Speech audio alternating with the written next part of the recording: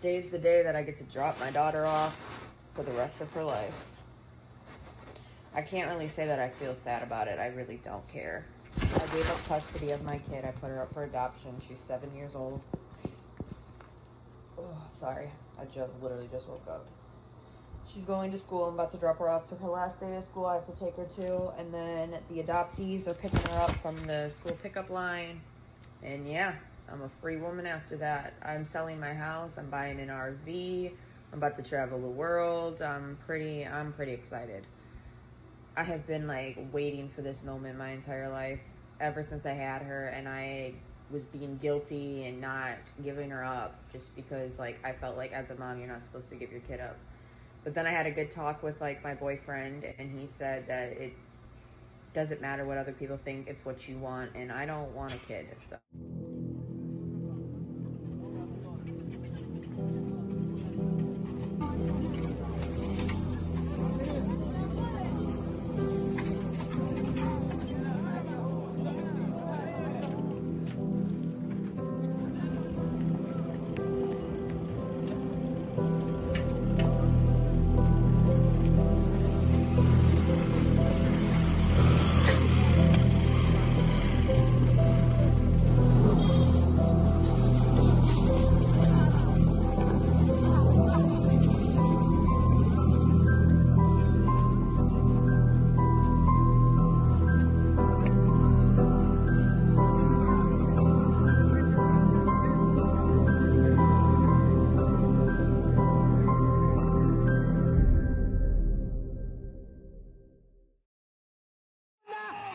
Madagascar's military has taken charge of the Indian Ocean island, an army colonel said on Tuesday, after President Andry Rajoelina fled abroad during a standoff with youth-led protesters and security forces. Protesters had gathered in the capital Antananarivo's 13 May Square as the military appeared on stage. Colonel Michael Randrianirina, who led a mutiny of soldiers joining anti-government Gen Z demonstrators, said, quote, "We have taken power," on national radio. He added the military was dissolving all institutions except the lower house of parliament or National Assembly, which voted to impeach Rajoelina minutes earlier. Young protesters outside the capital's City Hall praised both the impeachment and the military takeover. This is very good news for us, for activists, for all Madagascans.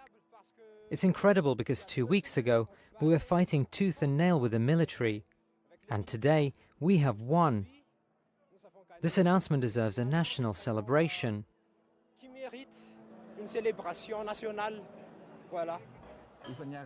Despite flying out on a French military jet, Rajoelina is refusing to step down. It comes after weeks of Gen Z protests demanding his resignation and widespread defections in the army. The presidency did not immediately react to Randrianirina's comments. Earlier, it said the impeachment was unconstitutional.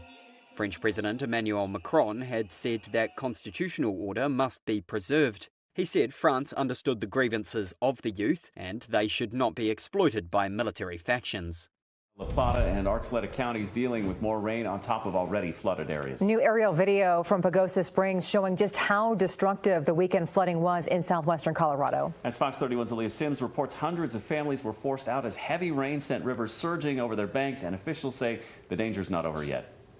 Although a little lighter than earlier, you can still see that rain coming down. And folks that we have been speaking to, they say that the downpour has been going on for days, and it's really one of the reasons why officials say that that threat is not over yet. But if you take a look behind me, you can see mountain visibility is dropping as clouds continue to roll in and cover the peaks. But take a look at some aerials sent in to us by Gabe Priestley of downtown Pagosa Springs, capturing the sheer scope of flooding in the area Saturday around 6 p.m. Water swallowed streets, part of the Riverwalk, the outdoor seating areas, and even submerging lamp posts and patio umbrellas. The water surrounded homes and cut off entire neighborhoods. In nearby Vallecito, it was even worse. Vallecito and Grimes Creeks overflowed late Friday night, flooding roads and washing out bridges. Officials calling this record flooding. It forced hundreds of evacuations across Archuleta and La Plata counties. Officials say more than 100 homes have flood damage, and that number could climb as assessments continue. Governor Jared Polis has declared a state of disaster emergency, unlocking tracking resources for flooded areas across southern Colorado. Evacuation orders in downtown Pagosa Springs were lifted last night, but police are urging people to avoid parks and trails near the San Juan River, where debris and standing water still pose dangers. Gabe Priestley said seeing waters this high is something he's never witnessed before. It was just shocking. I didn't know that could happen here. Every spring we get a pretty big runoff, but this is just crazy, and you just don't know when it's going to stop.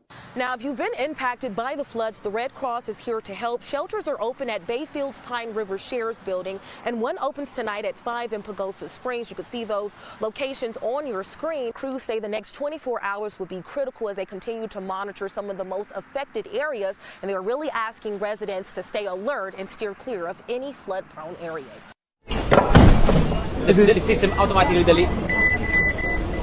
Is it just sex offenders you're looking at? No, you are! Don't now!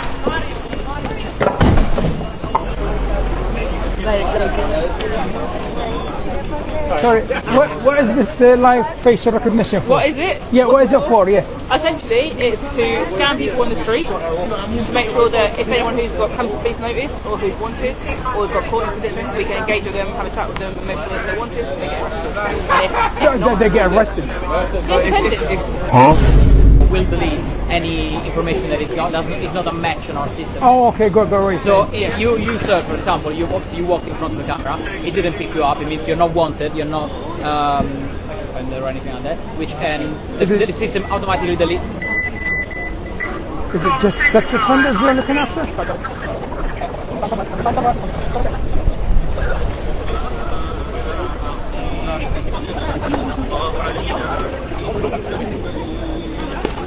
Thrown out! You're under arrest. I'm going to take one.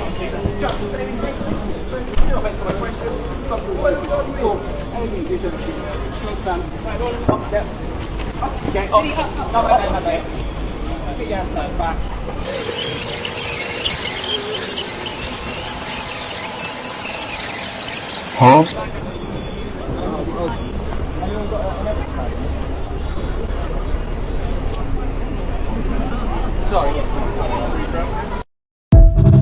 Then there's the transformative, if I might use that word, experience that we've all had now in year 5 of COVID.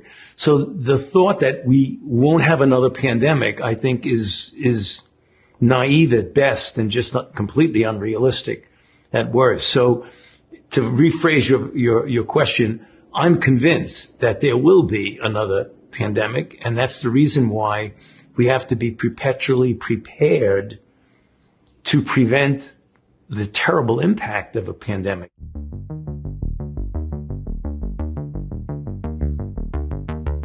We're in big trouble, and we're headed down the same path in the UK where posting memes will likely get you arrested. Don't take my word for it. Listen to what Sean Fraser, the Attorney General, the Minister of Justice of Canada, in his own words. With us today. C9 makes reference specifically with hate symbols to public spaces. Just to confirm, does that include the internet?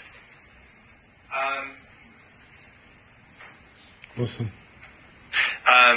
Generally speaking, the law will apply equally online as it does in real communities. So this bill will affect what people can say and write on the internet?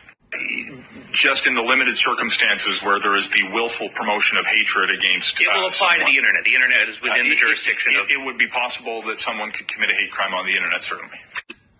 It's okay by me. Can you guarantee that if C9 passes, no Canadian will end up being charged because of something they've posted on Twitter or Facebook? Well, if they commit the crime of willfully promoting hatred against another person... A crime with a definition that you're changing. So, but it's possible that they could be convicted for what they willfully promoting hate online today. So certainly I would hope if someone commits a crime in the real world or online that they would face the appropriate criminal penalty if in fact it's captured by the code. We had in my... This is a preview of what's to come in Canada. In the UK, up to 30 people per day arrested for petty offenses such as retweets and cartoons. Lucy here had a social media post that landed her a 31-month sentence in prison. And I covered this video and I showed you the video footage where an English man was arrested over a meme which was speaking out against Hamas. That's not the only one.